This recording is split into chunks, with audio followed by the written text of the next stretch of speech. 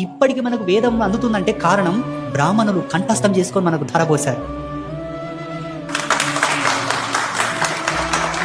ఈనాడు పెళ్లి చేస్తే ఒక మంత్రం, సత్యనారాయణ స్వామికి ఒక మంత్రం, గౌరీదేవికి ఒక మంత్రం, లక్ష్మికి ఒక మంత్రం, వాస్తుకు ఒక మంత్రం, తద్దినాలకు ఒక మంత్రం, చండీ యాగంలో కొన్ని మంత్రాలు. ఏ సంస్కారానికి ధర్మానికి ఆ మంత్రం మనకు అందుతుందంటే ఇచ్చిన వాళ్ళు ఎవరు? బ్రాహ్మణులే కదా. అందుకే ఈ సనాతన ధర్మం, ఈ జాతి మొత్తం బ్రాహ్మణులకు సదా రుణపడి ఉండాలి. వాళ్ళని ప్రోత్సహించాలి, గౌరవించాలి, వాళ్ళని ఆదరించాలి. ఎందుకోసం ఆదరించాలి? వాళ్ళు భగవంతుడే సర్వస్వమని నమ్ముకొని ఉండేవాళ్ళు. ఏ వృత్తి నైపుణ్యాలను వాళ్ళు చూడరు. ఒకవేళ మనము గనక వాళ్ళని ఆదరించకపోతే, వాళ్ళని ప్రోత్సహించకపోతే వాళ్ళకు జారిన పొట్ట ఉంటుంది, వాళ్ళకు భార్య పిల్లలు ఉంటారు, ఇల్లు ఉంటుంది.